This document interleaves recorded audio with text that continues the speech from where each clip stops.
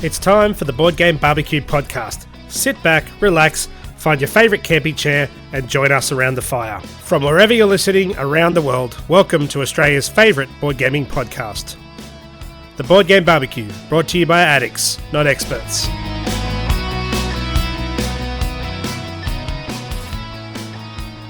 Hello and welcome to the Board Game BBQ podcast. It's Mike here and I'm joined by three other fantastic Board Game barbecuers. I think we're running the Fantastic Four today.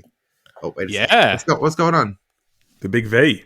The Big V. The Big V. Melbourne Crew. The Big V. Yeah. Melbourne Crew. Victoria represent. Yeah.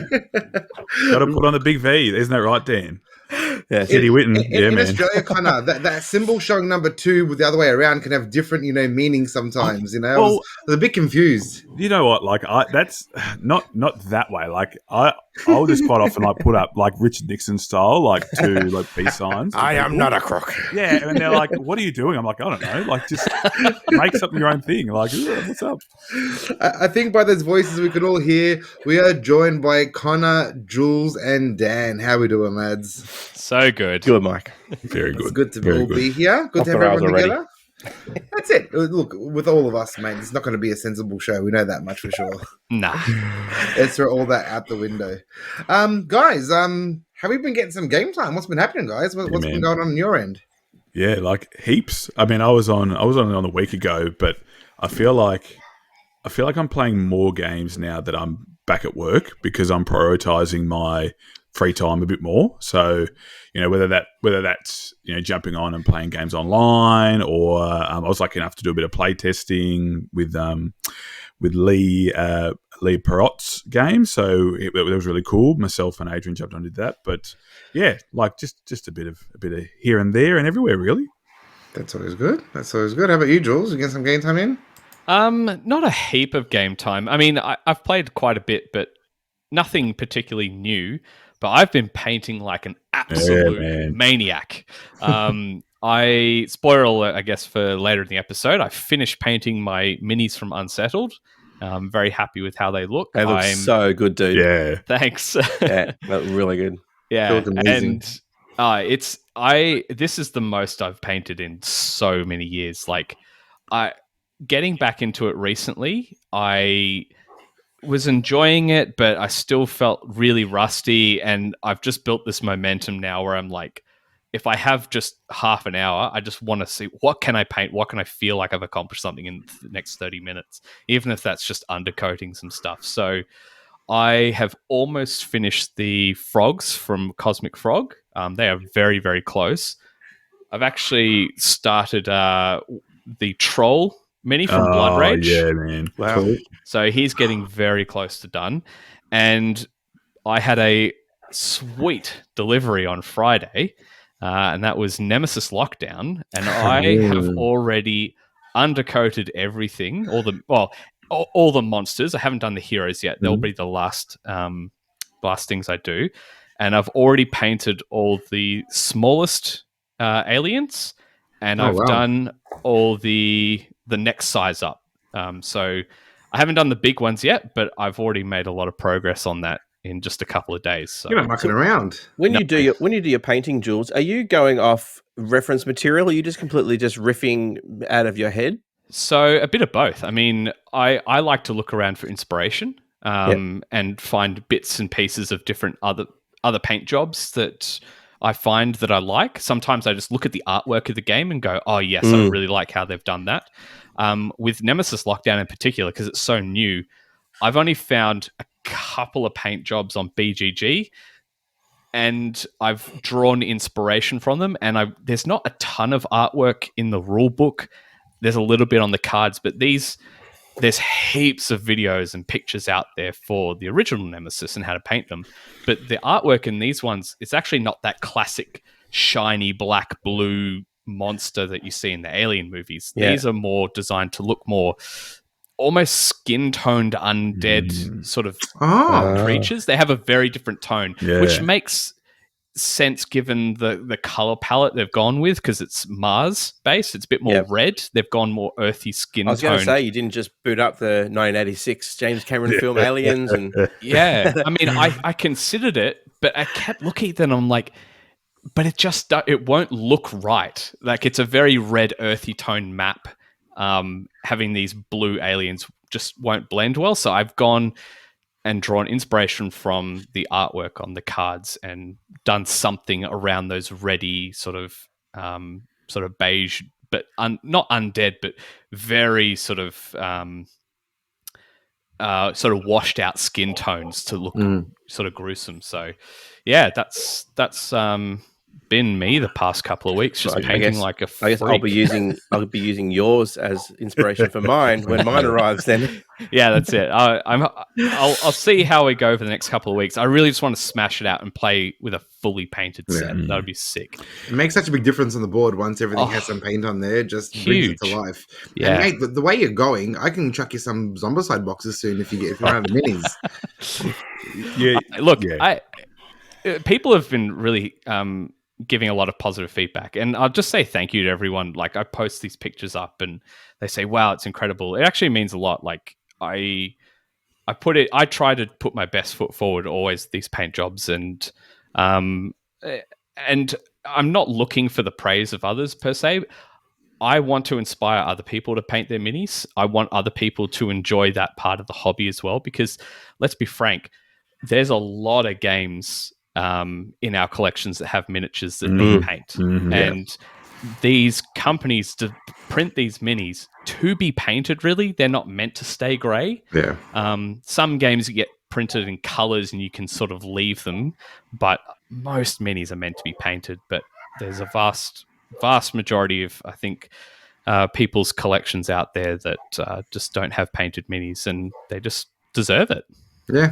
That was one of the reasons why I picked up Super Fantasy Brawl, because I had this big idea of like painting them and they were just going to look fantastic. And I did an undercoat on the 3 statues, and I think I started one of them, and that's about as far as I got.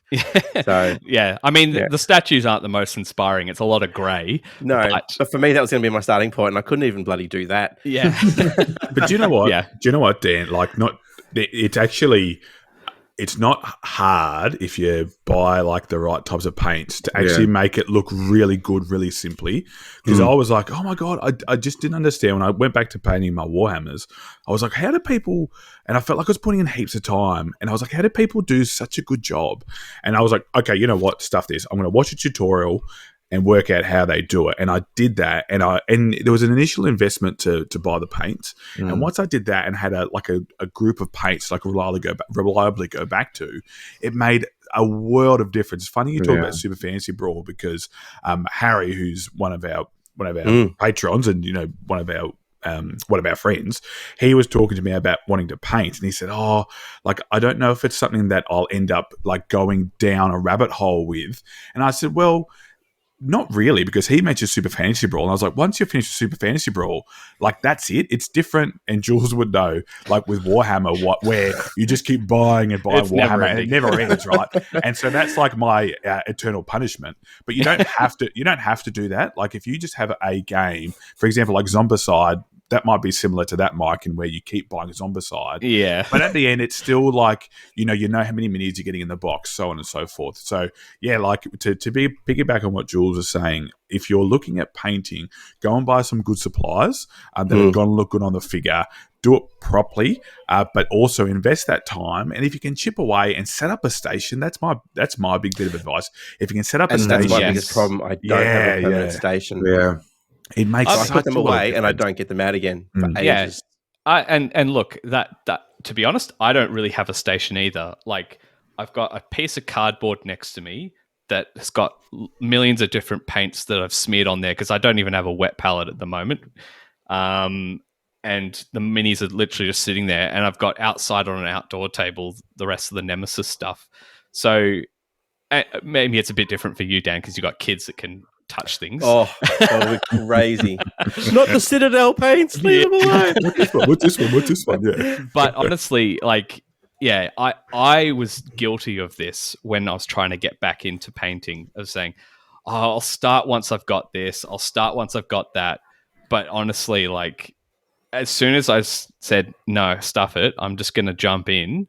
I've just gone crazy for it. It's just awesome. And I'll get those things that I used as excuses at some point to not start. But just dive into it. I chuck everything in a drawer when I'm done, and I'm getting through it just fine. I'm a bandit for that. That is my MO for procrastination. Is I don't want to start until everything is set up perfectly. I totally get that. I never end up starting. Exactly. Whatever it is, whether it's setting up a game, whether it's okay, I'm not going to play this until I've learned the rules properly. I'm not going to start painting until I've got all the paints that I want. I'm not going to start writing this next chapter until I have it in my head exactly what I want to write. Yeah. It's just a rubbish excuse to procrastinate. That's all it is. Yeah. So So welcome to episode 176, where we dive into Dan's psyche. Painting, psyche, and Victorian state of origin. That's what it is. That's what episode's about. Oh man, I'm just dying to talk about Victoria's State of Origin. I just don't know if I have time for it today. Like, I'm quite hanging for the conversation, but we'll put the back burner for now. Ablett, Dunstall, Dunstall. Actually, Dunstall. It can be your Jimmy Kimmel joke when you go, apologies to the Victorian State of Origin team. We did get a chance to talk about you tonight, but we'll make sure we do it another night. Dan, if you're not painting minis at the moment, mate, what have you been up to? I've only been playing solo games. I've been dipping back into some old favourites of the podcast and a few new ones as well. Mainly just because Jen and I are both back in the swing of work and stuff. So it's just by the time that the night rolls around and we go, hey, do you want to play something? Nah. So it's like, all right, I can just play something just quickly. So I've been playing a little bit more of Three Sisters. I had an absolute blast. I did a couple of teachers of it at the last Melbourne game day. But it just plays so well solo as well. It's just a real delight to play, and I still have a soft spot for Fleet the dice game as well. So I don't want to put myself out there and say I prefer one over the other. I like them both. That's a cop out. Come on. Yeah, I know, because maybe I'm just scared to say that. I do like. There's a few little mechanics in Three Sisters I like better. Just the double use of the dice. Yep. Yeah, where it is nice. Play. That is just. It adds a little bit of flavour to it. It really does. But Renata and I recently played Fleet and Three Sisters side by side. And I'm like, you know what? I'll still play Fleet happily because it gives you a whole different feel. It's still really fun, but Three Sisters does give you that bit more crunch. Yeah. And do you know what it does do? Fleet, there's a bit more streamlining with Fleet. You know, you can have a target you want to go down. You're probably not going to be able to master every ship or every license. So at least it gives you a route to go, okay, I'm going to go down the lobster license or the shrimp license or whatever, as opposed to Three Sisters where it's a bit like, hey, go bananas or go peaches, you know, in that circumstance. But I was going to say, I haven't got bananas in my own. Yeah, that's in the expansion. That's in the tropical my garden. expansion. You must have a tropical, the greenhouse. That's right. But yeah, now Three Sisters. But speaking of solo games and roll and write, Dan, is we've been doing this for a while, right? Like we actually have been doing it for a while. It doesn't always feel like it. But way back when, one of my first episodes, I sizzled That's Pretty Clever. Yeah, Guns from Clever. Well, convinced me to buy it. Yeah, good. And I think I maybe got Mike to buy the app on the way back from a retreat something like that. But I have been playing for ages, but I really cranked it up this week. The second one, Twice as Clever or Doppelt so Clever. And if you like Guntron Clever and you feel like you've sort of exhausted it, you feel like there's not much there anymore, you've kind of mastered it, then give Doppelt a go. What I guess the one downside to Guntron Clever is you're pretty much prioritizing the highest dice, especially if you're playing in solo mode, right? Because you don't care which dice you give to anyone else. Doppelt follows the same plot, like in terms of a game plot as it's the second in the trilogy. Yeah. The plot of Mats. Well, let me take you back, Jules. If I go straight to Doppelt, am I going to understand the character arc? Yeah, from the first one. Yeah, there's flashbacks, but there's a bit of a time jump, so you just got to be careful. Okay, no worries. But yeah, so the premise is the same, where if whatever dice you take, all the lower dice then go on the dish. But the cool thing about Doppelt is there's actual value in you taking the lower dice sometimes. So, for example, there's 5 tracks. Yellow again. So I think yellow is like a staple in all of them. There's blue again. There's lime green. There's pink, and then there's silver. Okay, or grey. Now, with the green track, what happens is you get your first and your second value, and they're subtracted from one another to get your actual score. So you got bunches of places to put the values in. So you're not going to want a high die for your second dice because you don't want to subtract too much from your score. So that's where having a lower dice comes in handy, because you're going, oh, well, actually, in this case, I will value the lower die, and that actually gives you more impetus to take that lower die and then maybe not leave the higher ones or other ones for your opponents to take as well. I think it does what makes Gunshot Clever so great and makes it better. I do have Clever Cubed, which is the third one, and I've played that on the app. That adds a lot of complexity to the point where I think it might have, to talk about shows again, it kind of jumped the shark a bit. It's like it's too complex for what it needs to be. But yeah, that's if you're looking for another game, and I'm pretty sure, and it has a challenge mode as well, definitely give Doppelt a look. Yeah, sounds really cool. Quick side note. Do you know where the reference "jump the shark" comes from? Yeah, Happy Days, man. Oh, nice. Come on. This isn't my first rodeo. Nice. I'm still going to try That's Pretty Clever multiplayer, because I've only ever played it solo, and I actually picked up a copy recently. So I'm actually dying to just try it in a multiplayer game, because I only know the mobile phone app solo. So yeah, I'm really hanging to play that myself. Actually, and it's so easy to play. You can just pump out game after game after game. I remember when we had it, when Jules set it as one of our monthly scoreboards. Yeah, that was bonkers.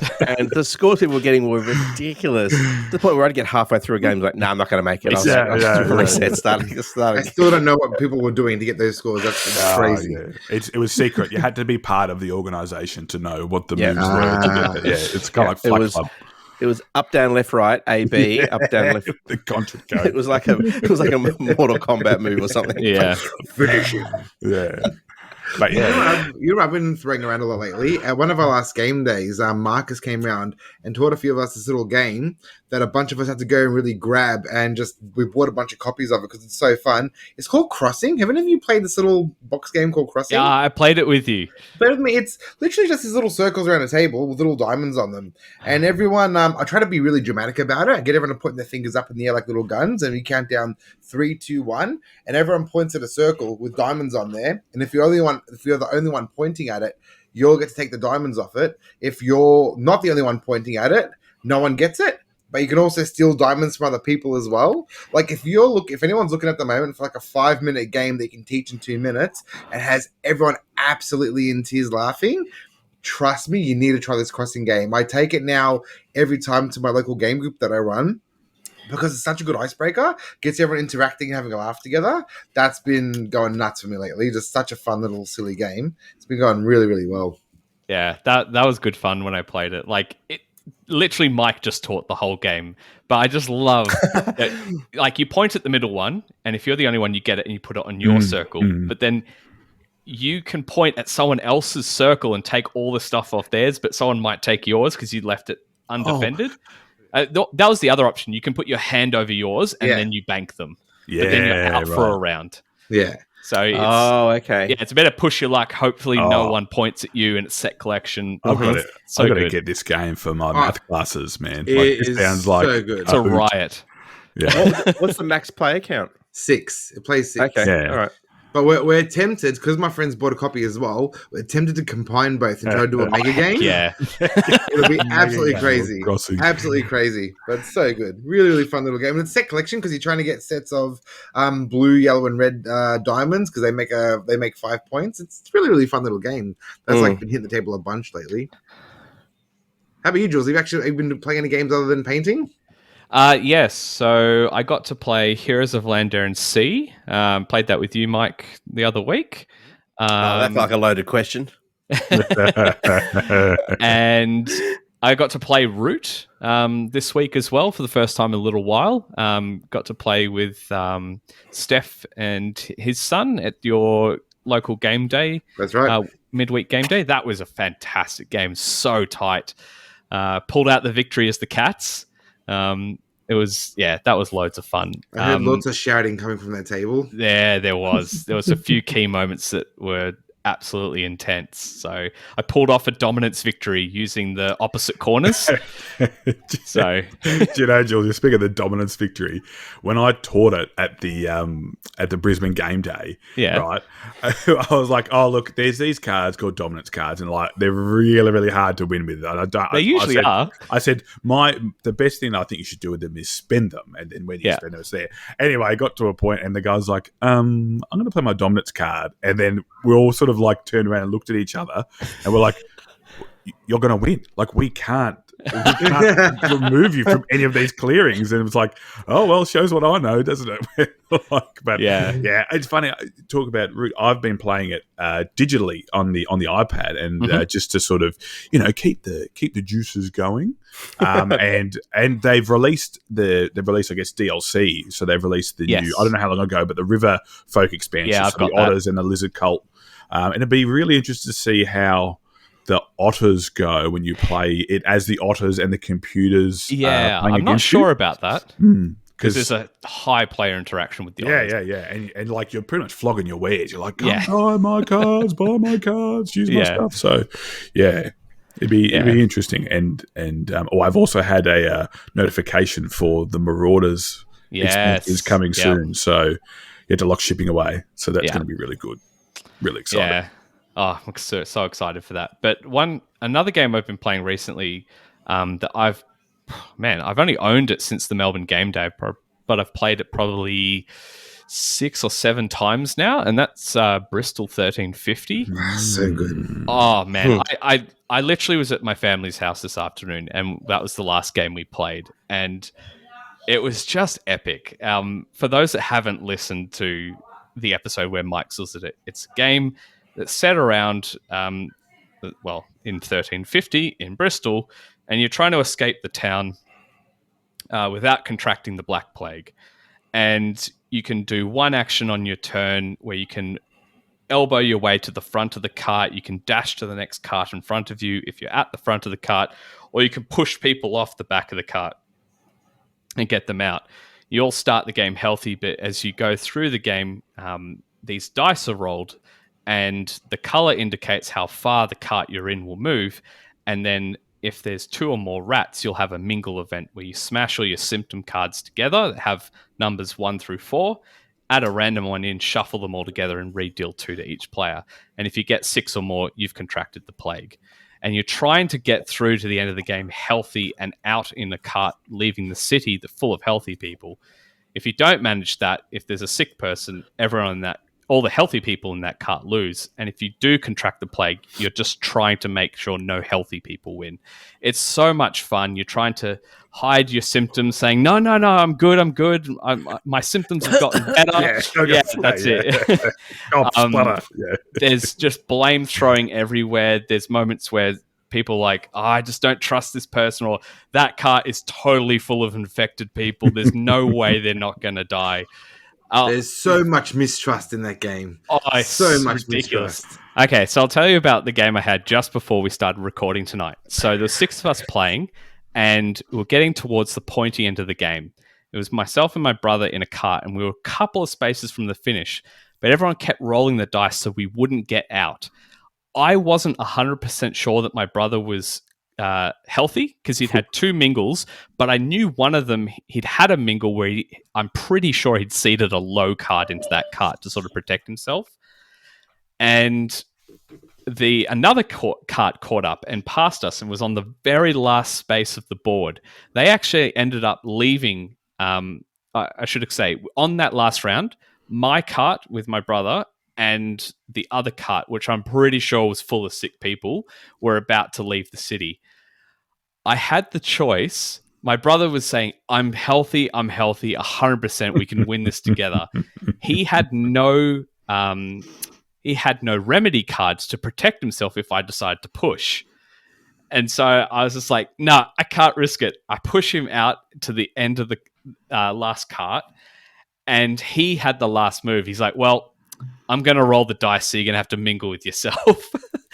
And sure enough, he did that. I had to mingle, and I just got sick at the very end. No. And the other cart that passed before me was also sick.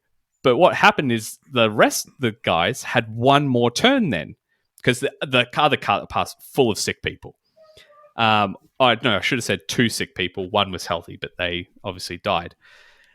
The other cart was exactly 6 spaces from leaving the city. So they all trying to roll their dice to get out. And they got 5 out of the 6 dice. They got to the very end. And it turns out all of them were healthy.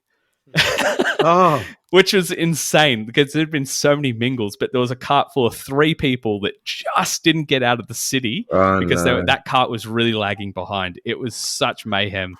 My brother was healthy in the end, but I pushed him to that cart. But I died as a 6th person, so I won because no healthy people won. This game is just brilliant. It doesn't cost very much. It's about $35-ish. I highly recommend this. If you have a game group that is 6 or more people that meet regularly, this is an absolute winner for a deduction game. You don't have to bluff a lot. You can just say, yes, I'm healthy. You don't have to explain why too much. But man, it's good. This is definitely my sizzle. Like, I've been absolutely loving this game. Yeah, I think I know why you like this game. Is because it doesn't have a board. So like PAX Premier, what else? Just a tea towel in the middle of the table. Yeah, that's right. I looked at it, I was like, yep, this is why Jules. Yeah, it's a neoprene mat. Yeah, that's right. It looks flash. And it's pretty cool too, like the little figurines and stuff like that. Oh, and it's so well made. It sounds like my big thing with deduction games is they're quite fun, but I always it's almost like a deduction experience, right? Because like the game, I get the gameplay is deducing things or tricking people and things like that. And we've played games like Blood on the Clock Tower, which sort of goes deep into it. But this actually feels like a board game with deduction, and to me, that's far more appealing than a straight up deduction game. Yeah. Yeah. Even then, the deduction in this game, it's barely even deduction because there's no way of knowing 100% what's going on. Like, you can guess. It's more of a guessing game and just take an educated guess. But even in my game, I pushed Gene out right at the end of the game thinking that so funny. He has to be plagued by now. And he was healthy. And I killed him, which meant that I died of guilt. Yeah. Like, as you much guys were right at the end. Right at you the could end. won.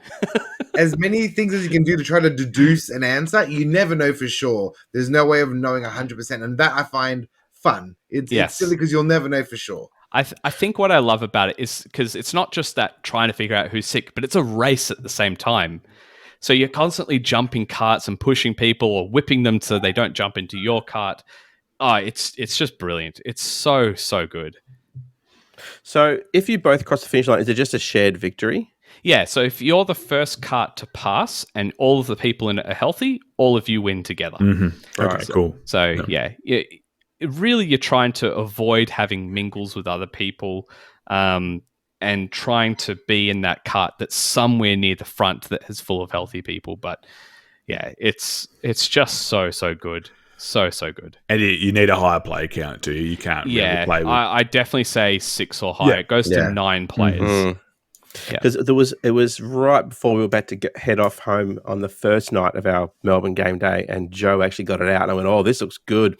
And there was 4 of us. I think there was 4 of us. It might have been just I think 3 of us. And he goes, "Oh no, we need a few more people," and we just couldn't muster enough people at 1:45 on the first gaming day. Yeah, so we ended up playing that the Deep Sea. Deep Adventure. We played Deep Sea Adventure instead. But it's a shame because after we rolled it out, did we ever? Because I just pushed my luck something fierce on that game. When he rolled out the components and everything, I just thought, this is going to be really good. I didn't realize you got it up again on the Sunday. So good. Tied up in something else. Have you guys ever played any of the other games that come in that? Yeah, the collection. There's Deadwood and also is it Salem and Tortuga. They look so nice. Just on the shelf, side by side as well. Yeah, the book, how they're set up like books. That's really that's really cool. They do look very flash. Anything that does that with their box, I think it's a selling point too. Like I don't think magnetic closure. I don't think we can understate that would move games. You know, Oh, if you're 100%. looking at something like that, and it makes sense. You know, especially like Salem and Tortuga, like they're important in the history of the world, and like I said too, like they're based in fact. And it's also it's, as we've talked about, it's topical. Like it's topical with mingling and things like that. So it is 100%. quite funny in that way. Well, speaking of something that looks really nice on the shelf, my sizzling game this week is exactly that, and it's Final Girl. Now I feel really weird sizzling this. I know that Mitch did it on a couple episodes ago, and he did it justice. But the Kickstarter for season 2 has just finished. So if I convince you to buy it by listening to this, then I'm sorry. Maybe there's a late pledge. I don't know, but Sure, there will be. The Van Ryder games, they always put out some great quality games. Hostage Negotiators, I've done that. I've covered that on the show before. I think it's in my top 20. But this one, Final Girl, takes all the tropes that we know and love from the classic sort of slasher horror films, and when they're on your shelf, because the way they're actually sold, they're sold individually as feature film boxes. So you purchase the core box, which has all the nuts and bolts and all the meeples and the main player board, and then you purchase these feature film boxes. And I grabbed 2 of them. I've got the Happy Trails Horror, which is you kind of like your Jason killer. It's actually Hans the Butcher, and he's wearing like a butcher's outfit, but he's got like a pig's head.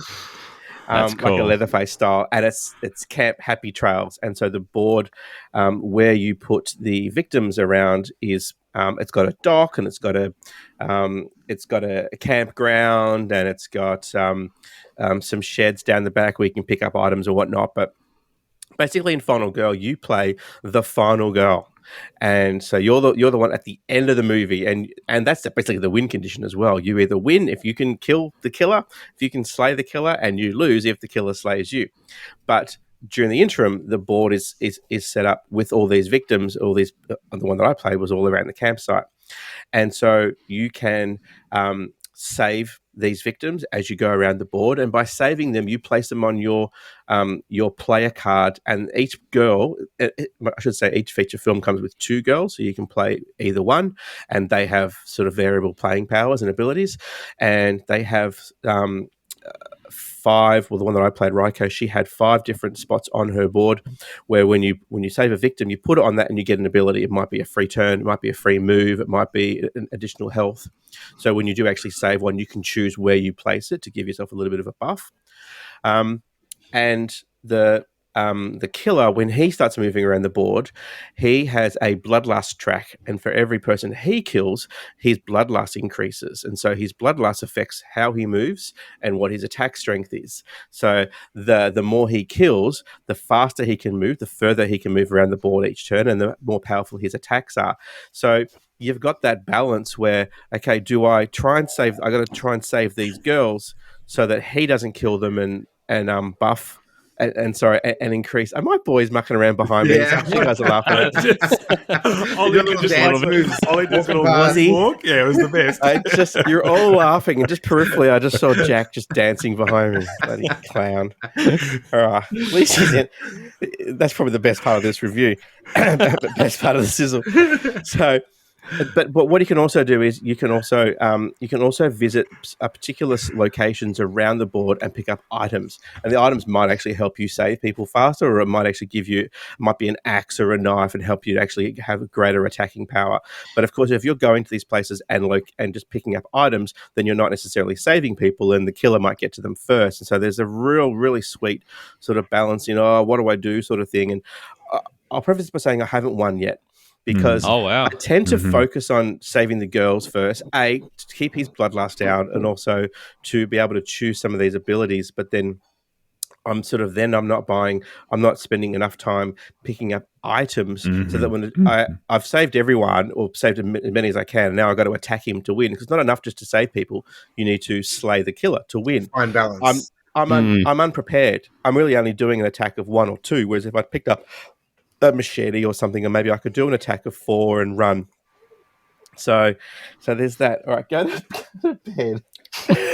All right. I'm glad I'm not recording the video. We're not recording the video of this one. I wish we were. That should was be. funny ass. I wish we were. So the board itself, where you keep a track of everything, it's very similar to the hostage negotiator one. So it's basically got the horror track, and depending on what killer you use, they will start with a horror rating. Right. And anything between 2 and 6 means you get to roll 2 dice. If you can decrease the horror track by way of saving people or various other things, you can get it down to 1 or less, and that way you actually have 3 dice. Because most of the things that you try and do in terms of actions, you need to roll. You're rolling 2 dice. If the horror increases beyond 6, then you're down to 1 die. So that really limits. You can do some of the really, really good attacks, and then. Just like the hostage negotiator, you start with a bunch of base actions. And those base actions don't cost anything. So it might, and they are like move. They are just walking around. They are focus, in which you can just roll the dice. Just you're staying still for that action, and you're rolling in success. You can decrease the horror track. So if it starts to get out of control, you just spend an action just to focus yourself, roll the dice, and decrease the horror. But you also start with 6 time, and each of these actions, when you do them, it costs time. So instead of doing those actions, you cannot do any actions, and then you've got 6 time to actually spend as your currency to purchase additional actions for your next turn. So you can, in lieu of, okay, I'm going to maybe walk over here and save this person, and then I'm going to not do any more actions this time, which leaves me 4 time, which is my currency. So now I can buy a sprint, which means I can potentially move up to 3 locations. I can do something which will decrease my horror even more. I can do one which will give me a more powerful attack next time. And so you take those in your hand, and then you're building your deck, and then it's the killer's turn. And the killer, his automatic turn is anything that's in him, in his area, he attacks, and then he will have a focus. You flip over a terror card, and it tells you what's going to happen. And it might be that the horror track increases by 2.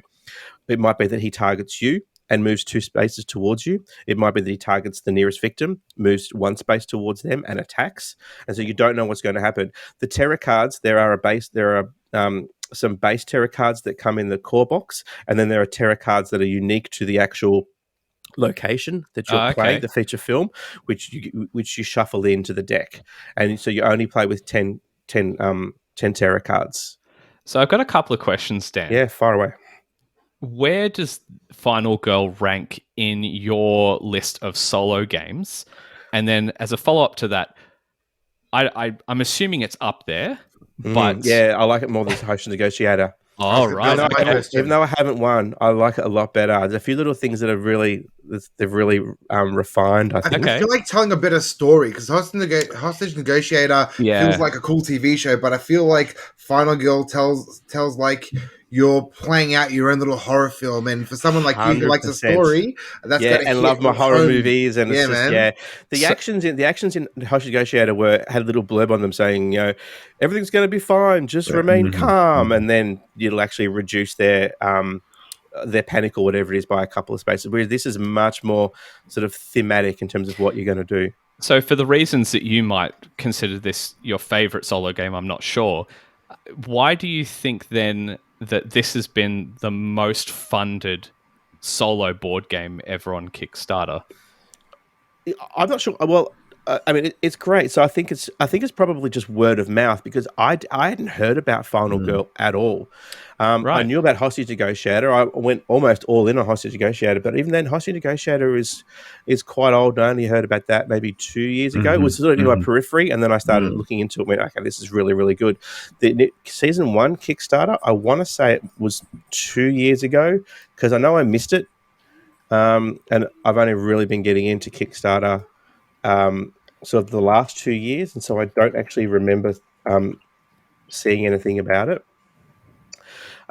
But yeah, I'm not sure why. I mean, I'm rapt that it sold out with the pledges as well as it did in Kickstarter, and I think it deserves to. I like the way with the feature films add-ons, there's different, it increases the variability, because you get, with each feature film, you get a location and 2 final girls. So by buying two feature films, now you've got 2 locations, you've got 4 girls, all with different sort of abilities, and you can start mixing and matching them. Yeah. So the other one I've got ready to go is The Haunting of Gretsch Manor, which is a house, and it's a poltergeist style. Oh, That's cool. Yeah, cool. and so again, the board is the house, and there's 4 levels. There's only certain rooms where you can use the stairs to access the stairs to go up to the next level. There's one room that actually has a hole in it, so you can actually drop down, but you can't go back up. And so you move around the board like that. And again, the poltergeist has different ways of moving, different things that it does that's different to the other. So, but that's not to say that I couldn't take Hans the Butcher and use it in the haunted house. Yeah. So you've got a lot of different variability. I started this. I preface this by saying that it looks really good on the shelf.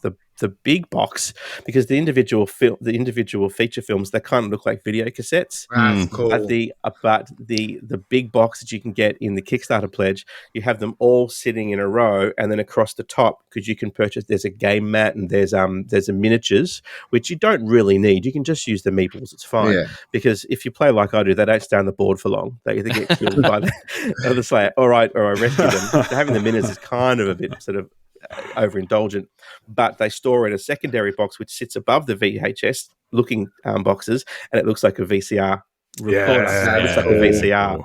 So that is going to look really, really sweet. And plus the boxes, like you said, with Bristol, it's a magnet box, so it's just really, really cool. Yeah. Look, I'm real. Like I said, it's not a game that I lose and get frustrated. It is quite close, and I get to the end and I'm like, oh no, I don't know what to do, and I'm trying to. And then of course you've got the dice roll that is always against you. I feel as though there is the standard same as Hostage Negotiator. You can actually burn 2 cards out of your hand and turn a 3 or a 4 into a 5 because a 5 is a win, 3 and 4 isn't. If you roll a 1 or a 2, that's a fail and you can't salvage that. But there are a few other abilities or actions you can purchase to help mitigate the dice a bit more during the game, which is always good because you can play a perfect game with a dice on your side.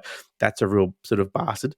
But I feel as though you've got a bit more flexibility in terms of the action. So you can, if it is getting down to the wire, you can purchase a few of those and keep them up your sleeve just because you know that if you roll a 3 or 4, you can turn that into a success. Because sometimes with each of the actions, you've got, for instance, the sprint. If you roll 2 dice and you get 2 successes, you sprint three locations. If you only get 1 success, you'll sprint 2, and then if you fail, you can move 1, but then increase the horror by 1, and also that's the end of the round. Yeah. Or you can just take the fail and just lose and just increase the horror by 1 and lose that time. Yeah, I like if that. You want to, I'm going to take the move anyway, but now I don't get any more actions. So there's a lot more. I'll probably have to revisit Hostage Negotiator and find some of the greater points of differences because I did get a few of the add-ons for Hostage Negotiator and didn't get very far into them. But they did find a way to actually sort of shake things up with the way that the hostages and the hostage person, what do you call it? The terrorist, the terrorist, because some of them weren't real terrorists, but that's the baddie, the hostage taker, the hostage taker. That's probably the hostage manager. Yeah, the hostage. Yeah. So the expansion for Hostage Negotiator, they really just shake up the way they do it. Whereas with this, it's the location changes as well. The girl, the girl and her abilities changes. The way that the killer moves around the board, it's so great. Do you think there's a level of enjoyment more for Final Girl compared to Hostage Negotiator? Because Hostage Negotiator, I feel, feels more somber and a bit more of a sad, realistic topic, whereas Final Girl feels a bit more fantasy, like a movie. Do you think there's a level of that? That's a great point, because I know in the base game of Hostage Negotiator, there's 3 different hostage takers, and one of them is a guy whose daughter is sick and he's at a hospital. And so that's a big grim. That's a grim sort of scenario. It reminds me of what's that game based off a video game? I can't think of the name. Where you're all in a house together, just trying to survive. What's it called? It's bugging the heck out of me. Not Nightmare. No, there's roll the dice. There's a very famous book. I can't think of what it's called right now. Betrayal. Not Betrayal. No. You're all sort of stuck in a house, and there's like a war going on, and you're just trying to survive the war, and people trying to get in the house. This War of Mine? This War of Mine. I compare it to that I think it's such an amazing game, but when my housemate wanted to play, I never wanted to play it because it was such a somber theme and it felt Yeah. too real. Whereas I feel I've heard Final people Girl, play that for 2 hours and they get to the end and they're just emotionally just exhausted. yeah, it's really sad because it's too realistic. Where I Yeah. think Final Girl is a bit more separated from reality, and I feel like it'll be more enjoyable because of that. Yeah. So look, I hope they do a late pledge for anyone who's interested. But I've been really, really loving it, and I ended up picking up when I first heard about it. I actually got mine through the Meeple people in Brisbane because there weren't that many people that I could find that had it. I picked up the base game and a couple of the final feature films, and I've just picked up the rest in the pledge for season 2. So I can wait because I'm getting on plenty of enjoyment with what I've got at the moment. I'm happy to wait for the rest. So Mitch showed me how pretty much every part of the outside of the box is used in the game. Like how it all unclips, and so like as Dan was saying, it's this magnetic box, and you sort of unclip it all, and one part's the killer, one part's the location, one part's the girl, and then you've got this box. Yeah, it's so good. Dan's So showing us clever. at the moment. But Yeah, so it's like a thing, double-sided box. Yeah, it's so good and very, very clever. I'm going to say concern because I don't own it, and I'd be interested to hear your thoughts. Games where there's a whole heap of randomness when I say randomness, like how you could have different final girls at different locations with different killers, while you're still playing this game for the experience. My concern would be you would get a combination of girl, location, killer, and it's virtually impossible because of how they different work. It could be. It could be, but I'd much rather that than having just the one and then getting a strategy down pat and it no longer being a challenge. Yeah. Similar to Aeon's End. I mean, once you've played Aeon's End, you can choose whatever mage you want against whatever Nemesis you want, and you might actually pick a couple of combinations that just do not work.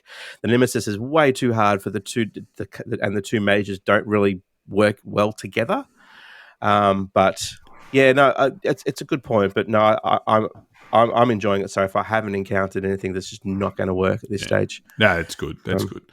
Speaking of solo games, and please, Dan, correct me if I'm wrong, I would be so surprised if you haven't played this or at least looked at this game. So my Sizzling game for this week is a little game by Scott Arms. So it's interesting that you mentioned Heroes of Land, Air and Sea. So Scott Arms of Heroes of Land, Air and Sea, Tiny Epics. They've got this Renegade Games have this lot of games called the Solo Hero series, and I think this is probably the most well received out of all of them. That's Warp's Edge. So Warp's Edge sees you take the role of a spacefaring individual. And it's kind of cool because you get this storybook that impacts different the different aspects of the game. Now, you don't have to use that storybook if you don't want, but it does have a continuing, I guess, narrative that goes through, and there's a few different changes that goes through it. But Warp's Edge is effectively a bag builder. And it takes inspiration from, I don't know if any of you guys have played this video game. Well, to me, it takes inspiration of Faster Than Light, so FTL, which is a roguelike. And that means in the video game vernacular, that means that you pretty much just keep repeating it until you get it right. And you learn, and it randomizes and it changes it. So you play this pilot who has to go up against what are they called? A mothership. I was going to call it a Nemesis because of Aeon's End, and you were talking about Nemesis lockdown. So you go up against a mothership, and they're sort of like minions, and their minions are made up of these levels of enemies that go from like low rank, middle rank, and high rank. And what you do is in your turn, you stick your hand into your bag and you draw out 5 tokens. And those 5 tokens can be, so you start off with, I think it's 10 tokens in the bag. And then you got starting tokens of energy, which is like your resources for the game, your maneuvers, which help you evade enemies, and then lasers, which helps you destroy them. And what you need to do is in your turn, you're going to assign these tokens to one of these ships. Okay, so you can either assign it to the 4 enemy ships, or you can assign it to the 1 mothership. Now, in the ones that I've played so far, you can't assign it to the mothership until all the enemies are gone, right? Mm-hmm. But what happens is eventually you're drawing tokens out of the bag, you assign them, they get discarded. They don't go back into the bag, they go off to the side, and you have to then draw some more in the next turn. When you run out of tokens, so this is kind of thematic, you go into a warp. So you almost go back in time and the situation resets itself, except what you then have is you have the more powerful tokens from before. That's so cool. Yeah, it's really, really cool. And then the more you play, you go, oh, this is just like, you could see it being like a video game. And so what happens is whenever you defeat an enemy, you get a reward, and that reward goes into your bag. So you have several warps, which are like the reset. The enemy's health goes back to full. The enemies then, at the start, you've got like tier levels of enemies, and then you shuffle when you have defeated them. When the warp resets, you shuffle all the ones you've defeated together. So now there's a bit more randomness as to how difficult the first enemies are going to be. It sounds like that movie, Like Edge of Tomorrow. Tomorrow, that's the one. Yeah. Yes, That's It's like Great reset, movie too. but Yeah. you kind of know what's coming. That's right. So you do Space know what's Groundhog coming. Day. Yeah, it's Space Groundhog. That's exactly what it is. It's Space Groundhog Day. And so as you go on, the other cool part is each of your ships has a specific loadout. Okay, so your loadout is either it is your shield and hull level, and I'll talk about the shield in a sec because I reckon it's a really cool little I guess way, like it's a game mechanic that actually helps you in the end, and it's pretty thematic too. So you also have a loadout of power tokens. So your power tokens, P, O, W, E, and R. I think they just wanted a cool word and wanted like 5 of them, so they did power. And you've got, so there's... They're like the letters skate when you play Tony Hawk. that's You gotta pretty go much the around same. Yeah, right. And so your ship has a certain P token, a certain O token, a certain W token, a certain E, and a certain R token. And you can purchase them, but they are also rewards for defeating an enemy. And because your ship has a specific loadout, there's a way that you can go about it that's going to be different from the other ships in the box. So, for example, the one I played as most recently is you have an enhanced token. And that means that what you get to do is with your lasers, which have values of 1, 2, and 3, or your energy of 1, 2, and 3, you can play the enhanced token, and you then swap them out in your token pool for the next strongest one. So it's a good way to upgrade cheaply and then give you a really cool turn. Because eventually what you do is most of the ships have 4 warps, so they're the 4 rounds. At the end of the 4th warp, if you haven't defeated the mothership, you have lost. Okay, so the whole idea is you're not going to beat them in the 1st, 2nd, or probably 3rd warp. It's going to take you to the 4th one to build up your bag, to have enough turns. Yeah, because your warp is based on how many tokens are in the bag, because once you can't draw 5 out, then the warp begins. So you're not only becoming more powerful, you're giving yourself more and more turns. Now, I mentioned what happens is when you attack an enemy, in most cases, if you attack them with a laser, or if you attack them with, if you try and dodge them with a maneuver, they're stunned and they can't attack you back. However, if they do attack you, what happens is if you have shields, your shields will take damage. But then what also happens is you have to discard a token from your discard pile. And so you've got to remove it from the game. But what this does, if anyone's ever played a deck builder or a bag builder before, you want to get rid of your chaff, right? You don't want any of that crap anymore. You want to be prioritizing your stronger tokens. So that then means that your next draw, while you might be like, oh man, I've lost a token. But if you don't want to buy things anymore, you have no need for energy. So you can get rid of those energy tokens. Now, you don't want to get rid of too much energy because then you can't activate other abilities of your cards, you can't heal your shields, and so on and so forth. So you might then get rid of a level 1 laser because you've got level 3 lasers in there already. All this type of stuff. So it just works really, really well. And like you said with Final Girl, Dan, I haven't beaten it yet. I've tried a few different combinations, a few different ships, a few different enemy combinations, and it's so hard, but it's that thing. It's close, right? Like I was like, if I had one more turn, and that's what happened. And when you were talking about how I wasn't prioritizing the right thing, that was the same thing as me. So I could definitely do enough damage to the mothership to win, but it dealt too much damage to me. So I didn't have that balance of protecting myself or stunning it. I wanted to go like full on, guns are blazing, like straight away to try and get it in one turn, as opposed to maybe extending it and having a couple more turns or healing myself or so on and so forth. It is really, really good. And like I said, I can't believe that, number one, you haven't played it yet because it's a solo game. And it's been on my radar for a long time. And it just seems like a theme and a gameplay experience that you would really, really enjoy. Yeah, totally. Yeah, I think it did come up when Mitch and I talked about solo games on one of our Patreons. Yeah. I think Mitch had it in his top 5 or something that mentioned was an honorable mention. But yeah, it's been on my radar for a while, but just haven't brought out the purchase pen. But you know what? You may have just convinced me. Yes, I love when I make other people buy games because it makes me feel better about myself. It makes me into this one. I love a bag builder, and I haven't played many of them. So a bag builder without having to rely on other people, and the way he sort of.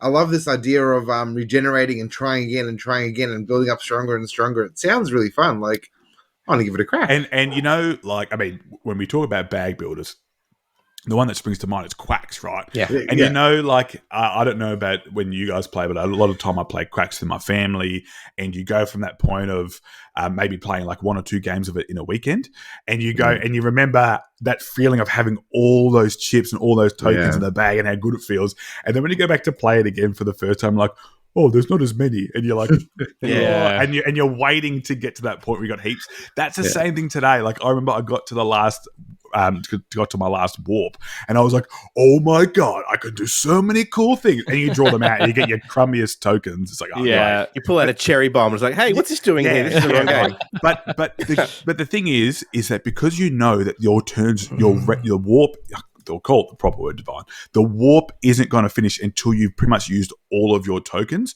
You know you're probably going to get them. Yes, there's a chance that you might have 4 left, and then that kind of stitches you up because you're 1 away from having a turn. But if you know that, then you can prioritize and say, right, I'm going to get rid of this ship here because it's going to give me an extra token, which can then mean I'll have another turn, because whenever you get a token, it goes straight into your bag.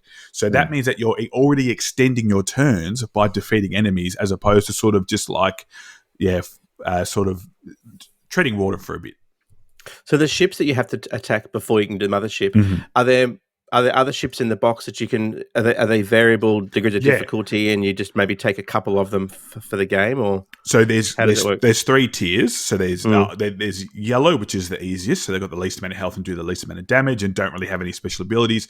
Then there's orange, which do a bit more damage or have a funky ability, and then have a bit more health, and they give better rewards. And then there's the red, which are the strongest. And depending on the mothership you play, you will take a certain number of those cards. Now, each of them have, in the book, they talk about like factions, I guess, of the different space people. And if you wanted to, you could be super thematic and grab the matching ones for your mothership, but you don't have to. I think from a balance point of view, and especially in the early part, it tells you sort of just to pick random ones. But when you do the storyline, it will tell you which ones you need to put in if you want to read the book. But you don't have to do the storyline. Like today, when I just did a bit of a refresher, I just grabbed some random ones out and played with them.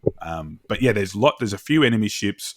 There's 4 mother ships in the. Sorry, no, scratch that. There's 5 or 6 motherships, and then 4 of the ships that you pilot yourself, and they all have their own loadouts and different strategies to play. So that's great. Yeah, there's a lot of bang for your buck. Oh, for sure. And like I wouldn't have thought, a solo bag builder, and then it just makes total sense, and like thematically throwing them all back in and getting that satisfaction of just putting your entire discard pile into your bag and knowing that you're going to probably have a few epic turns coming up. With the replaying it over and over again when you go through the warp, how long does the game typically go for? Oh, maybe like 15, 20 minutes. Because you're playing it by yourself. That quick. Okay. Yeah. Like it's not long at all. I mean, look, I'm definitely someone who, rather than sitting there and nutting out every possible every possible turn that I could have, I'll just go through it and then be like, okay, next time I play, I'm going to do it differently. Right. Yeah. And so for me, it might be a bit quicker, but if you're someone who likes to analyze things, and make sure you get the best turn every time, then it might take you a little bit longer, but it would not take you long at all because you're doing it yourself and you sort of get a bit quicker with discarding cards and all that type of stuff. Yeah. And getting the tokens back. I guess because you're playing solo, you've just got to make sure that you're taking the right ones. But in the end, it's solo. Who cares if you cheat? Yeah, that's part of being a solo game. Okay, solo. Yeah. But this is a great solo game. I think it's a good foil to something like Under Falling Skies, where that setup is like it's the same every time. Except for maybe like where you've got it's not 100% the same, but it's pretty much the same. Whereas this is really, really randomized, but it makes sense from the theme and the inspirations that it has. That's awesome. Sounds really good, Kondo. And that's Warp's Edge. Yep. Renegade Games. I have to definitely give that a crack one day. You've just inspired my oath for tonight as well. Oh, very nice. It's not Warp's Edge, but I saw you looking at the shelves and like Dan's trying to figure out an oath right now. That's I had something else lined up, but Connor's inspired me. I like it. For me, I've had a good couple of weeks of gaming, actually, to be honest. I got Too Many Bones played today. Ooh, yeah. I got to play Galaxy Trucker again recently, which just reminded me how super stressful and brutal that game is. That's a lot of fun. I learned a new game called Cash and Guns. And if no one's played this huge that was pretty cool. Get a copy of that. Well, that's what I thought you were describing when you said the crossing. No, I've played both, and that's probably what inspired it. Get your little guns ready. But Cash and Guns was so funny. Just what made it funnier? We were playing at a table with a friend of mine who just had a brand new baby, and she had a little baby there on her. And I'm like, well, no one wants to shoot her, so she's sitting there with a little baby, in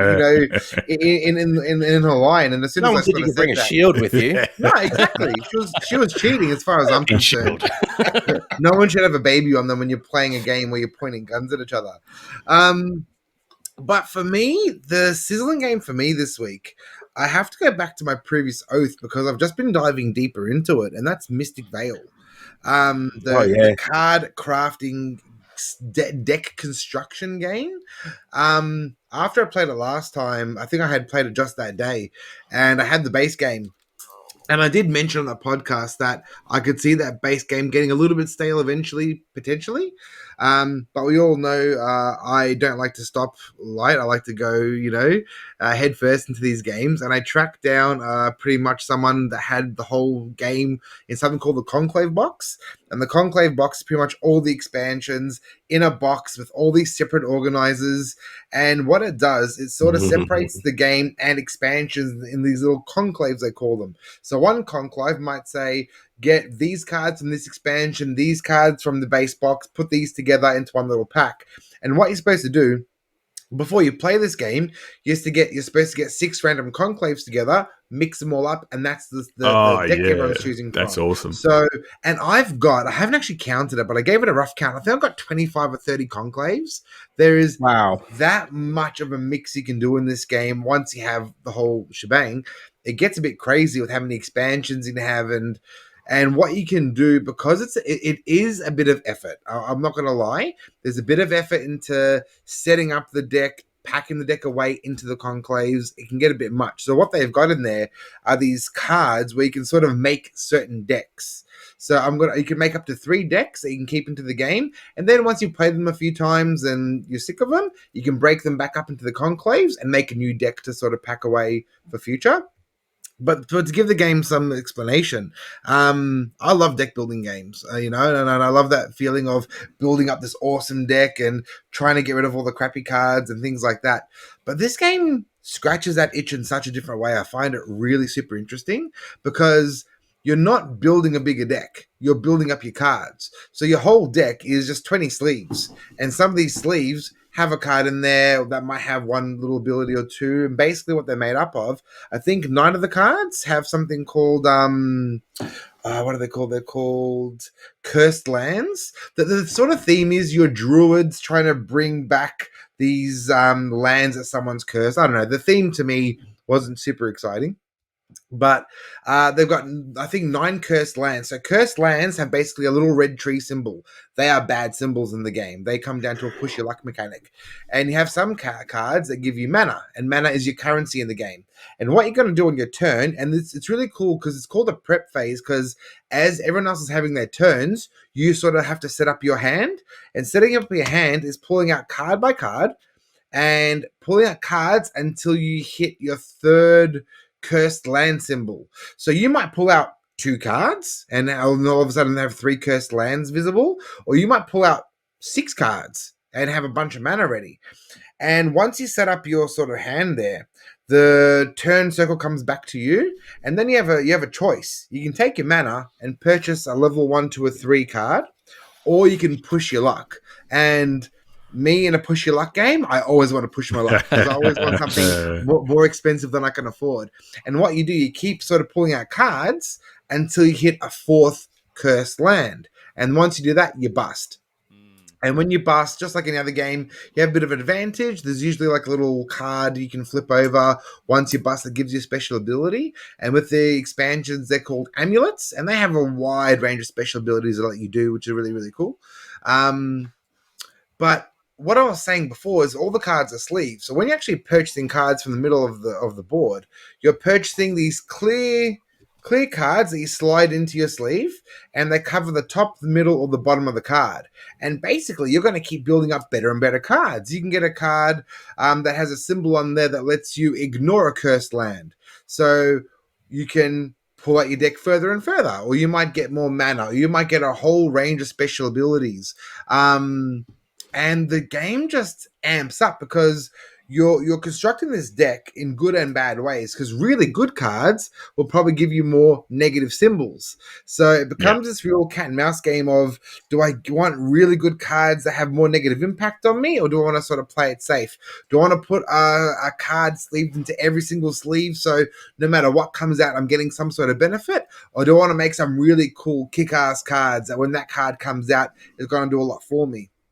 So it really scratches that itch of a deck building game, but cycling through this deck of 20 cards where you're becoming more and more familiar with what's exactly on those cards is just a total different feel. Because if you put me into a game of Dominion or Hero Realms, I've got a bit of an idea what's on my cards, but your deck gets that thick that you don't really know what's on them very clearly. I was going to say, Mike, just on that point, do you feel like after you've played the game, you're like, man, I really wish I could get that card again, because you're probably not going to be able to get that card? Like, do you feel like you missed it? Absolutely. You can make some really amazing cards, and especially if you pass up some cards or someone gets it before you, it become a real struggle. Like those symbols, for example, that get rid of cursed lands, one of the decks I've constructed based on a recommendation from someone else, barely has any of those cards in there. And I played a game with Renata where after her turns, the cards that refilled were the only few of those cards in the whole deck. And I took them, but it made it really hard for her, who couldn't push her deck anymore. But sometimes some of the combos you make on those cards are so awesome. Yeah, it's like, well, I'm never going to make that card again, because you're never going to have that perfect storm of cards coming out at the right time. But the cool thing is as well, you're building that deck. Absolutely, that's really cool. But you've got a side deck of cards you're building as well called the Vale. So you've got these level 1 and level 2 Vale cards. And the way to purchase those is the cards in your main deck also have these little, are they element symbols or spirit symbols? And the more spirit symbols you have, the more choices you have to buy in the Vale. And these Vale cards will either just give you more points or special abilities. They might give you extra spirit symbols you can use in every single turn, or an extra mana on every turn, and they just grow and grow and grow. So you're really trying to build these 2 little decks of cards, and it becomes really interesting because you're dealing with 2 different currencies. You're sort of trying to complete 2 different sort of goals, I guess.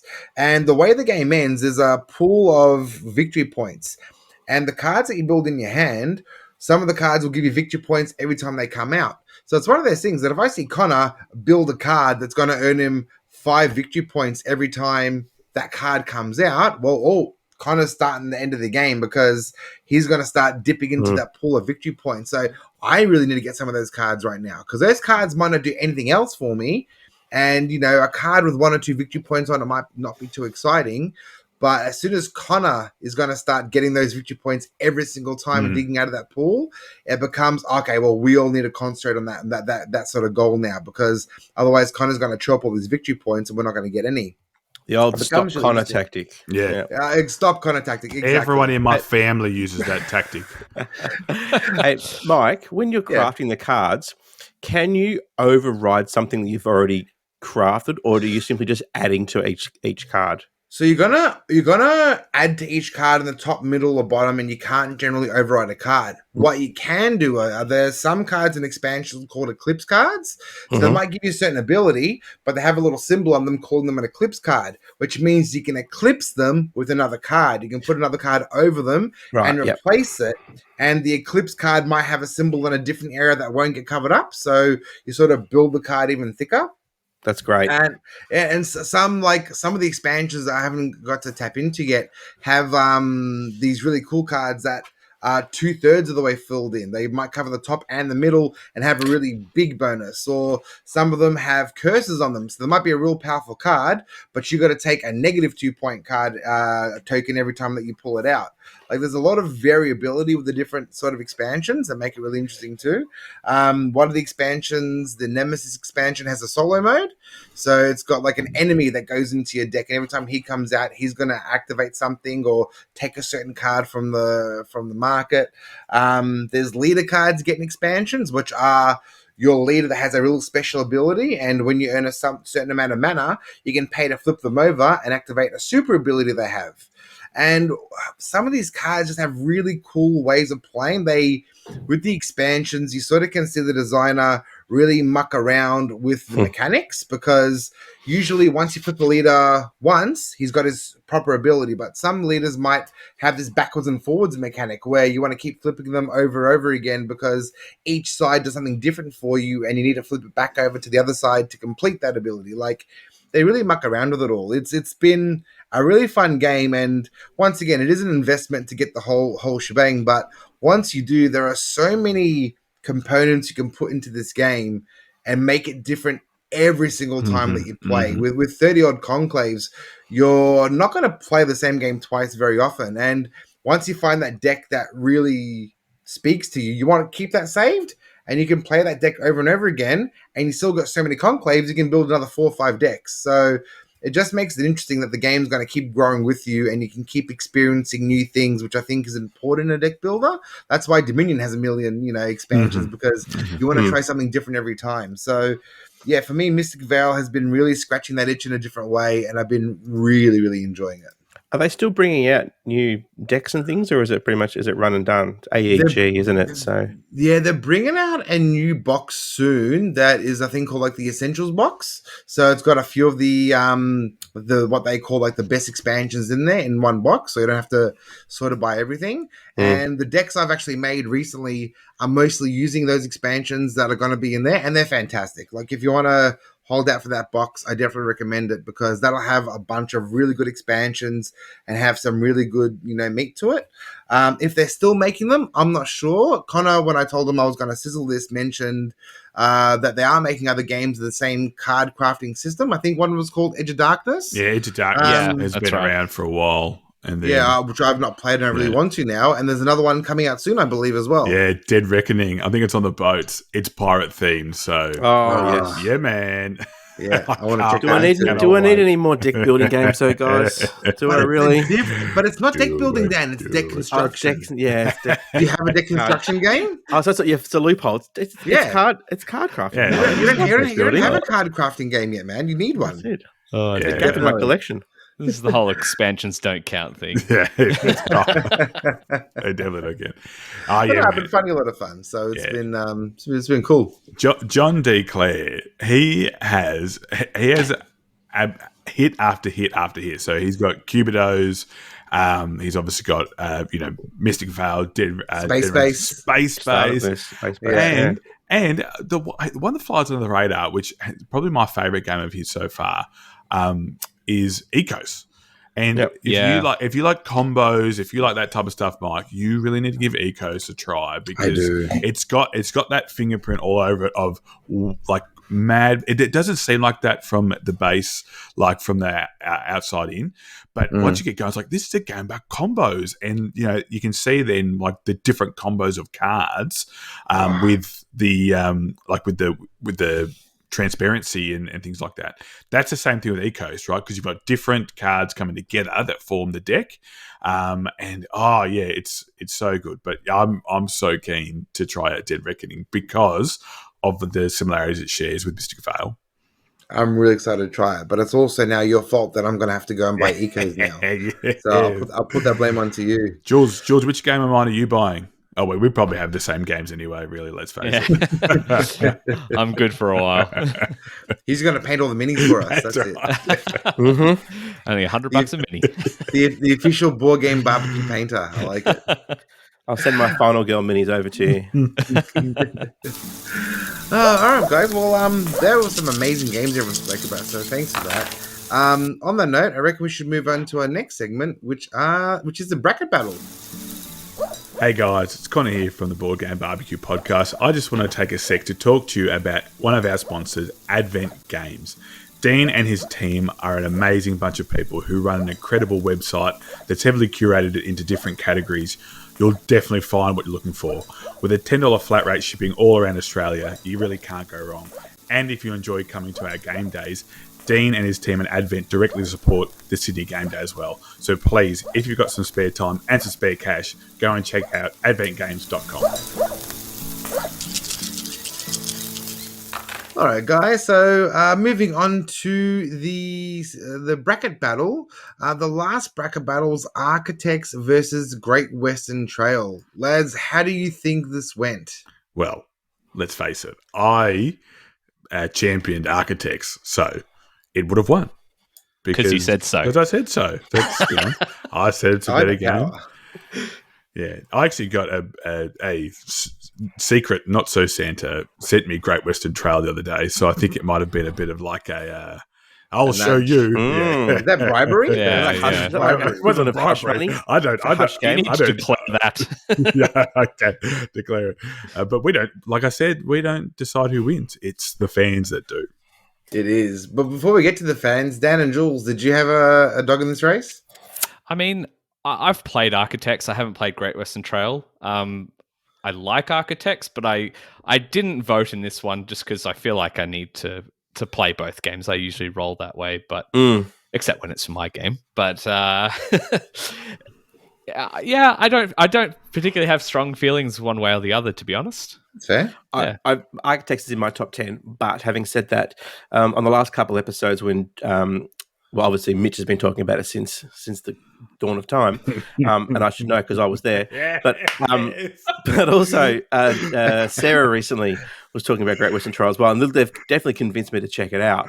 But look, I hope Architects gets across the line. I had one play of Great Western Trail, and I enjoyed it. I feel like it went for a bit too long. I probably want to play with less players, but Architects, that's an amazing worker placement game. And look, the votes on most platforms were pretty close, it looks like. I think the biggest spread was on Discord, where there was a bit more room between the two votes. But on Facebook, there was a difference of 8 people, a difference of 2 people on Instagram. Very tight. And I think the only way to announce the winner is to do it in the words of Mitch. And the way I like to put it is goodbye Western Trail. It went to Architects. Yeah, be worried. It went to Architects. Architects for the win. Sorry, Great Western Trail.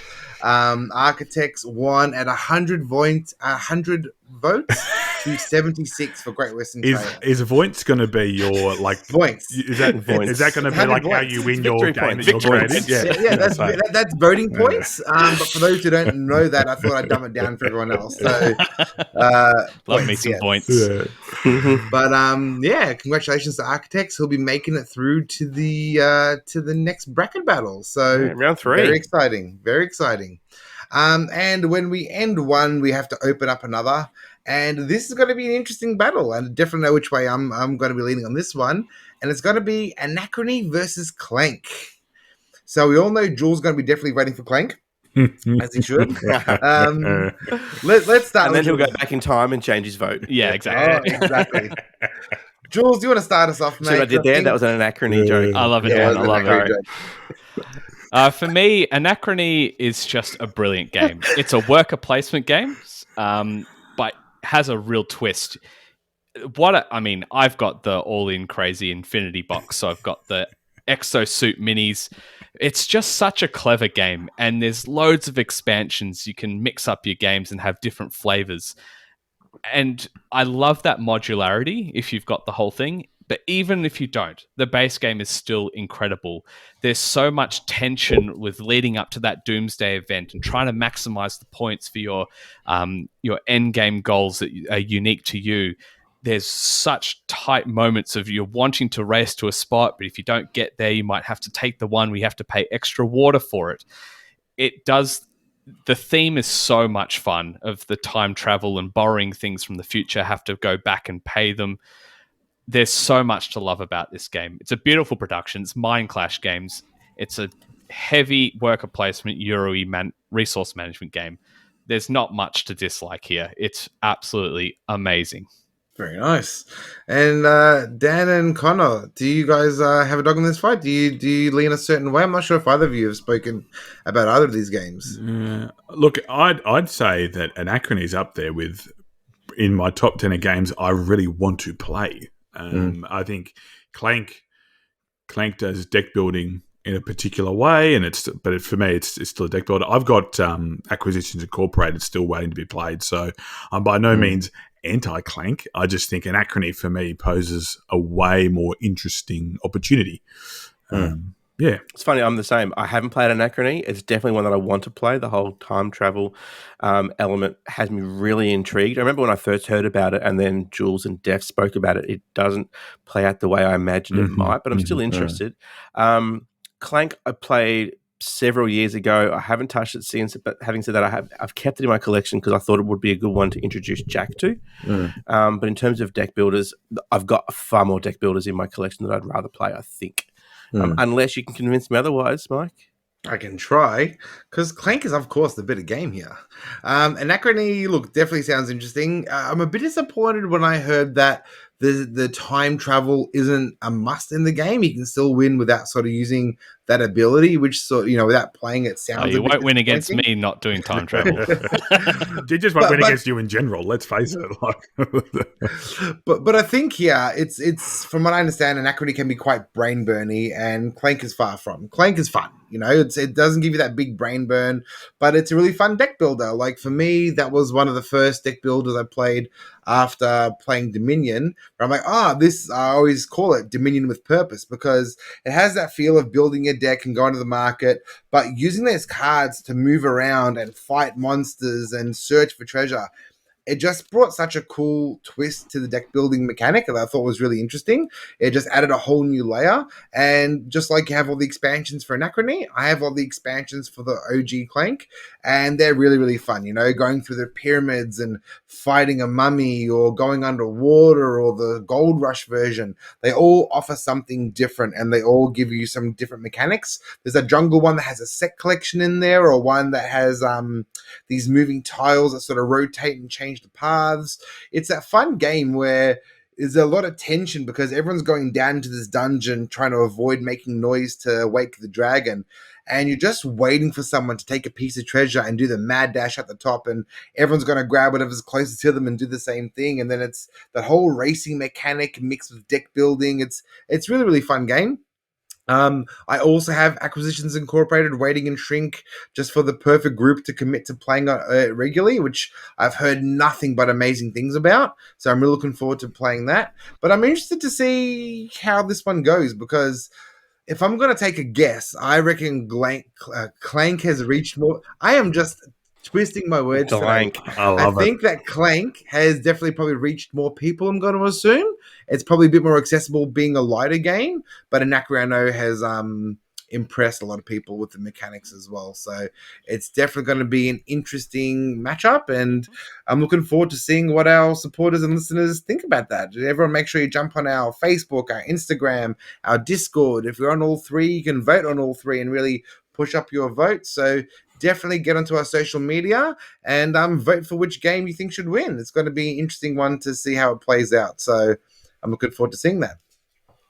And moving on from that, our bracket battle is also proudly sponsored by Game Toppers. Game Toppers, I believe, have now finished their Kickstarter. But you can definitely go onto their website at gametoppersllc.com and check out their wonderful range of game toppers. Their tables are really amazing, and they have some awesome playmats there too. So thank you, Game Toppers, for sponsoring our brackets. And on that note, we're going to move over and see how everyone is doing in our oaths. Hey guys, Dan here. You know what I really hate? And no, I'm not talking about billboards that don't use proper punctuation. Well, yes, I do hate billboards that don't use proper punctuation. What I really hate is paying for shipping when I don't really have to. And that's why I love our sponsors, 2D6 Games. They're Brisbane-based, but they offer free shipping Australia-wide. And now I know what you're thinking. If the shipping is free, then they must have jacked the prices up to cover it. Nope. But don't take my word for it. You can check it out for yourself. So you head to 2d6games.com.au and you can check out for yourself their range of games, and you'll see that their prices are super competitive, and they also have a really great range. Dan, Dave, Joe, and the team are a great bunch of meeples, and, well, his name's Dan, so you know he's going to be a great bloke. But they're really active in the community as well, and in fact, they help us out with the Brisbane Game Day every time we put it on. So why not check out 2D6 Games for your next sizzling game or your oath, and a massive shout out to the crew for sponsoring our podcast. Before we move on to our oaths, I just want to do a bit of a shout out to the community and just remind everyone that you can support the podcast in many ways. One of the ways that you can do it is joining our Patreon at patreon.com/BoardGameBarbecue. You can sign up to donate money every month and you'll get exclusive podcast content. We're going to be aiming to release 2 of those episodes per month, so there's plenty of episodes for you to listen to. Now, keep in mind, there are plenty of other ways you can support our podcast without actually donating money. You can go to Apple Podcasts or to Spotify and leave a 5-star rating and let everyone know that they should be listening to our podcast. You can get involved in the Board Game Barbecue community by joining our Facebook community page, talking to us on Twitter or Instagram and YouTube. We also have our Discord community where people get together and have conversations about board games. They schedule games to play online with each other, and we let everyone know about events we're having and what's going on in our community. And all the links for these things are also in our show notes. Okay, and on to our O's. Let's see how everyone's going. I want to put Conor in the spotlight because Conor's had the shortest amount of time to do an oath. Let's see. Did you manage to squeeze it in? Yeah, thanks. I know, but we're putting you on the spot here, Conor. You've only had a week. Did you manage to get your oath done within a week? I had 2. So one was a carryover from the Dave Thompson episode, which was awesome, mind you. So if you haven't listened to the Dave Thompson episode, not just because I was on it, but he was an awesome guest and tells an absolutely incredible story about I believe it's Pavlov's house, if I can remember correctly. Anyway, I thought you were going to say, Conor, listen to it because I said so. Yeah, well, I can only use that joke one time per episode. Okay, fair enough. No, but it was to play Robin Hood, The Adventures of Robin Hood, and me and my partner did get to play that. I can't talk about it too much because the bulk of it is using this, and Jamie Stegmaier called it this advent calendar board. So it comes out with these bits and pieces on top, and as you move to one, you remove like one of the sections, and that kind of like know it had that. Yeah, it's so cool, man. Like you would love it, and I'm wondering if I reckon Jack's nearly old enough to play it. Like it's not very complex. It's pretty much like choose your own adventure style with some skill checks. That's cool. Yeah, and it's got this cool ass book. Like it's got a book that tells a story and tells you what you need to do in a really, really cool way. And Dave Thompson already touched on it, but it's got a really cool moving mechanic where it's totally spatial. It's like you can move here. So if you can actually put your token to where you need to go, you can move there. You just can't like Superman up a turret or something like that. So me and my partner Hannah, we did get to play that, so we can tick that one off the list. My other one, I got a bit of an out here because it was to teach Adrian Imperial Settlers, and like nailing jello to the ceiling. That bloke, like absolutely impossible to get him to anything. So I got to pass that. He did apologize to me. He was like, "Oh, I'm really sorry. I did do that." I was like, "It's okay. I'll cop the ridicule. That's fine." But We don't do things by halves here, do we, gentlemen? No. I'm going to double down, and I've got an oath that Jules is going to like, and the hint is in the name of the segment. So I'm going to start a campaign of Oath. Yes. With a couple of people that I play online with. So, yeah, we're going to start a playthrough of Oath. So I can advise Swear the next time I'm on the show that I will have started our playthrough of Oath, our campaign of Oath, let's call it that. That's exciting. That's so cool. Yeah. So I'm really, really excited because it's been sitting. I'm still not going to be able to play the physical version, but I feel like I'm just going to get it out and have it in front of me and like play with it while I'm there and flick the coins and play with the secrets and stuff like that. So yeah, I'm really, really excited. Very cool. Very cool. Looking forward to seeing how that one goes, Connor. Dan, how'd you go? Nah. Sorry. Nah. But I don't have an excuse. It's been 2 weeks since I saw an oath to play Radlands. And I said I was going to do it with Jules, and Jules and I just haven't been able to. We were going to try and catch up earlier this week, and it just didn't happen. So, look, it's still going to happen, and I haven't taken it out of shrink. I was just wondering, maybe I'll do an unboxing as well for anyone who's interested. I'll unbox it, and then Jules and I will see if we can catch up this week and play it. Because I just don't think it's the kind of game that I can tie Jen down to play. I'm particularly giving our schedules at the moment. So it is a fun game. I played with Harry at Sydney. Yeah, I played that one. That's I've a really heard good great game. things about it, and I love Roxley. So my other ongoing oath is from VW68 Notch. Addicts, not experts, is the perfect catchphrase for this group of fantastic and very friendly creators. Absolutely true to my approach to board games and gaming and just sharing the love of this amazing hobby.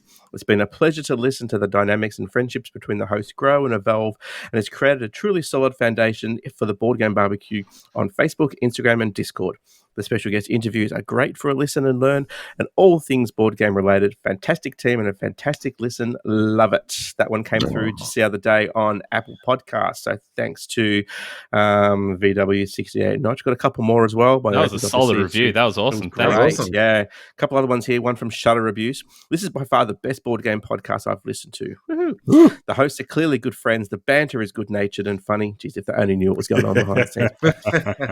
I lie. One of the best aspects of the podcast is the community they've gathered as a result of the hosts coming together for our entertainment. Thank you, Shutter Abuse. Thank you.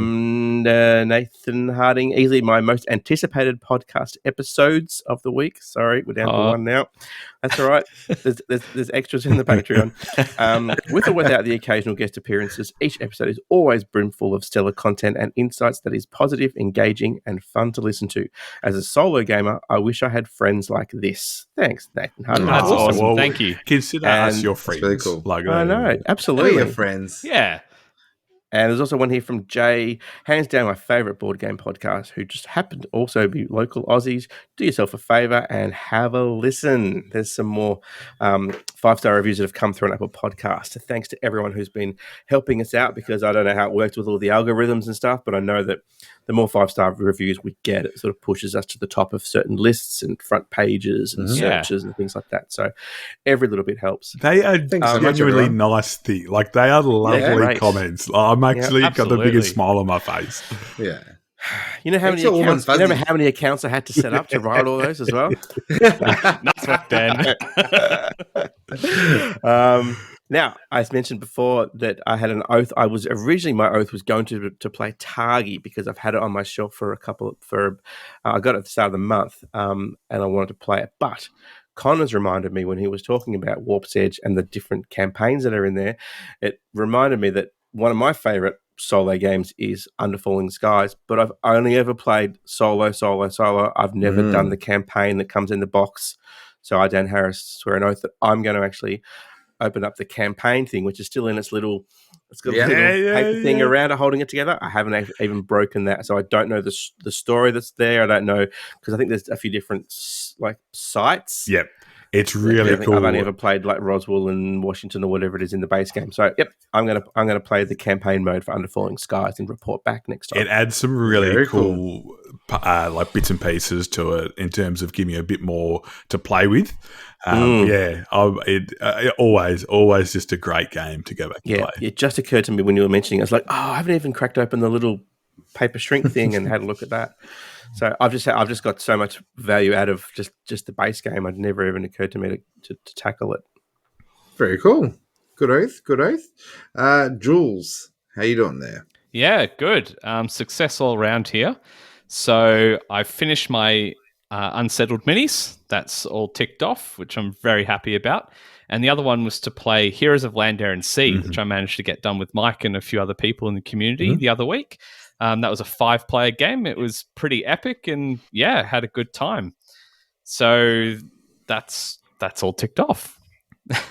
Very nice. It was a good game. I'd play it differently. It was one of those games that the first one, I can see the things I did wrong in, and I need to play it again to sort of do better next time. But no, it was a very good game. Yeah, it was. And look, I've been looking at my collection as well.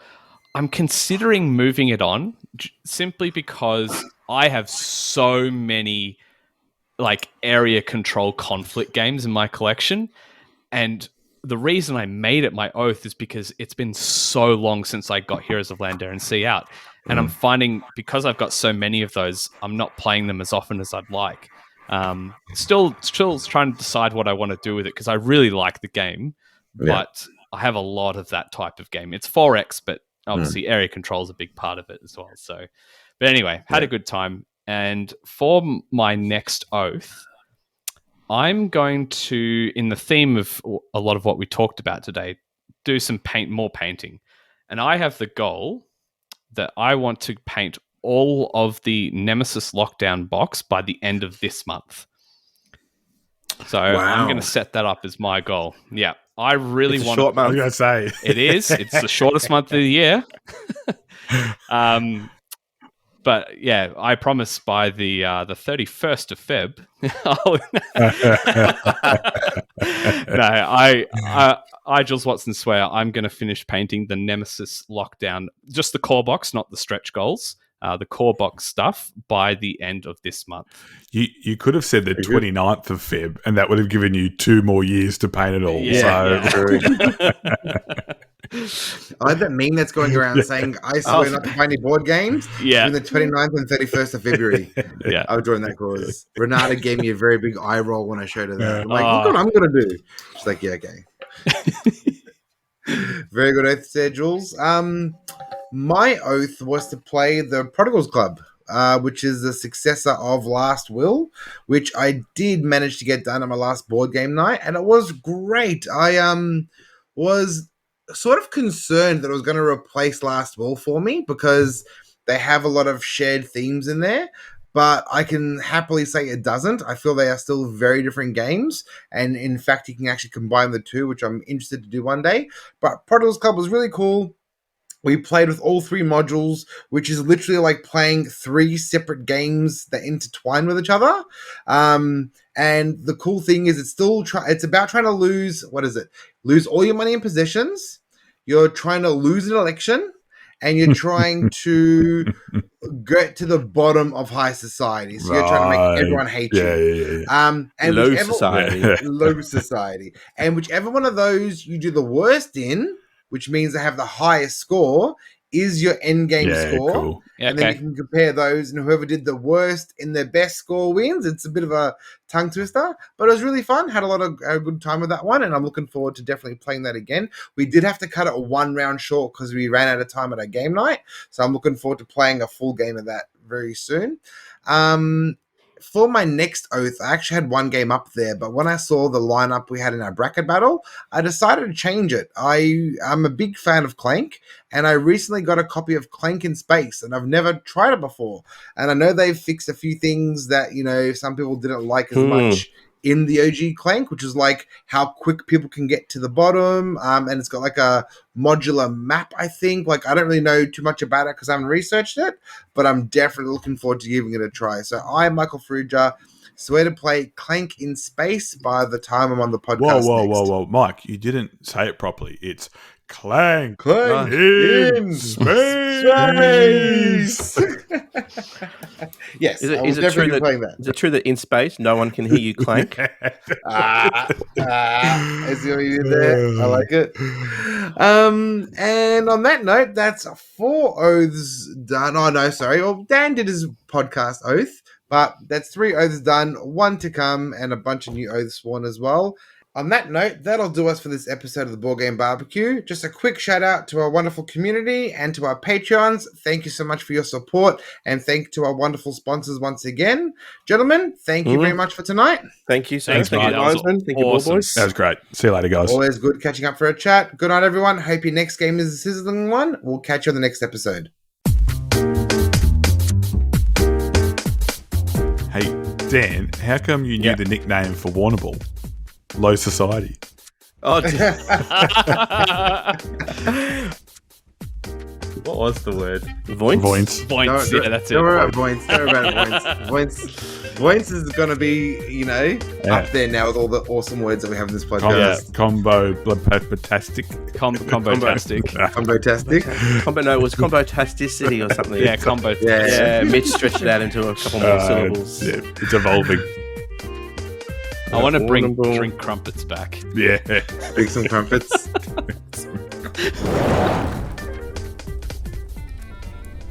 Your ship has a certain P token.